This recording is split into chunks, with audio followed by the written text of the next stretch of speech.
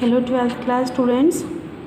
This is your physics book and we are doing unit 2nd chapter 1st electric current resistance and EMF. We have discussed about the electric current and resistance. Then our next topic is internal resistance and electromotive force of the cell. First of all, internal resistance of a cell. बच्चे आपने chemistry में पढ़ा है ना, cell जो है वो different electrode से मिलके बना होता है, इलेक्ट्रोलाइट से मिलके। ठीक है, इलेक्ट्रोलाइट के होते हैं डिफरेंट सॉल्यूशंस होते हैं। ठीक है, वो भी तो कुछ ना कुछ रेजिस्टेंस ऑफर करेंगे। ठीक है, to the flow of charge carriers. So that resistance which is offered by the electrolytes, this is called internal resistance. और we can say that the resistance offered by the electrolyte of the cell when the current flows through it is known as internal resistance. मतलब कि जो resistance electrolytes offer करते हैं, ठीक है, denoted by small are के साथ इसको लिखते हैं। Then EMF, electromotive force, the potential difference between the two poles of a cell in an open circuit means when there is no flow of current in the circuit. जब कोई current flow नहीं कर रहा, the potential difference across the cell का कितना potential difference है positive और negative pole में, this is called EMF, electromotive force.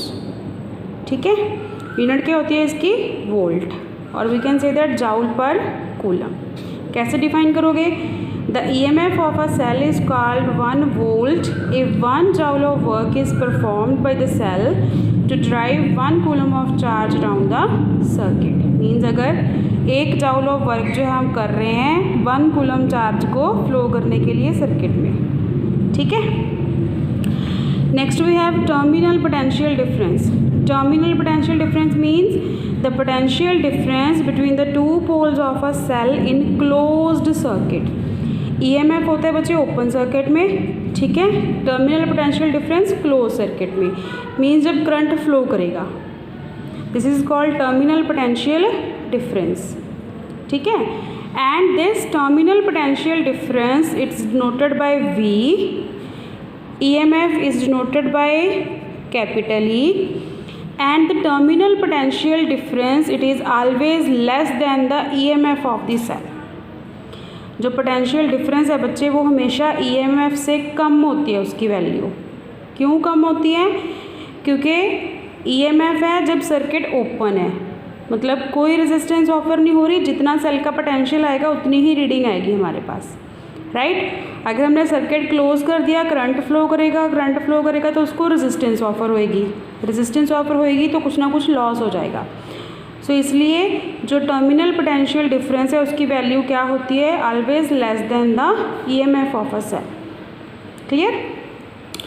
Now we have to calculate the expression for internal resistance, means small r के लिए हमने वैल्यू कैलकुलेट करनी है। कैसे कैलकुलेट करेंगे, to calculate the internal resistance of a cell we consider a cell whose EMF is E, internal resistance small r connected to external resistance R like this। ठीक है, cell के across हमने volt meter लगाया है to note down the reading note करने के लिए। ठीक है, ये की है, इसको क्लोज करेंगे करंट फ्लो करेगा, ओपन रहेगी करंट फ्लो नहीं करेगा क्योंकि सर्किट कंप्लीट नहीं है। अब क्योंकि हमारे पास जो स्मॉल आर और कैपिटल आर है सीरीज़ कॉम्बिनेशन में है ना, सीरीज़ में हमने पढ़ा है कि जो टोटल रेजिस्टेंस होती है वो किसके इक्वल होती है, डायरेक्ट सम दोनों का। और अकॉर्डिंग टू ओहम्स लॉ क्या होता है हमारे पास, V is equals to IR। I की वैल्यू कितनी आएगी यहाँ से, V/R। अब V क्या है बच्चे, सर्किट हमारा ओपन है, V क्या है हमारे पास, EMF है सेल का। ठीक है, यहाँ पे क्या आ गया E, नीचे रेजिस्टेंस टोटल रेजिस्टेंस क्या आएगी, R+R, क्योंकि ये सीरीज़ में है। ठीक है, अगर हम सपोज करें कि V हमारे पास पोटेंशियल डिफरेंस है और जो पोटेंशियल डिफरेंस होता है V वो हमेशा लेस होता है EMF से। ठीक है, क्योंकि जब करंट फ्लो करेगा कुछ ना कुछ लॉस होएगा, वो लॉस कितना होएगा, उस लॉस को हम क्या बोलते हैं, पोटेंशियल ड्रॉप। कितना होएगा potential drop, V equals to E minus I into R। Basically ये भी वोल्टेज ही है बच्चे, वोल्टेज से वोल्टेज ही माइनस कर रहे हैं हम लोग। ठीक है, पोटेंशियल से पोटेंशियल ही माइनस कर रहे हैं, क्योंकि आई इंटू आर क्या होता है हमारे पास, पोटेंशियल। सो ये हो गया पहले टोटल जब ओपन है सर्किट, टोटल उसमें से माइनस कर दिया, जब क्लोज हो जाएगा कुछ ना कुछ लॉस होएगा, इस इंटरनल रेजिस्टेंस की वजह से कितना लॉस होएगा, जितना करंट फ्लो कर रहा है I into R, means I into R उसमें माइनस कर दिया हमने। So this is the expression for potential drop and this is also known as lost volt. ठीक है, अगर कोई करंट फ्लो नहीं करेगा मीन्स आई की वैल्यू क्या है, ज़ीरो, उस केस में वी किसके इक्वल आ गया, ई के इक्वल, मीन्स फिर हमारे पास जो पोटेंशियल डिफरेंस होएगा किसके इक्वल होएगा, ईएमएफ के इक्वल।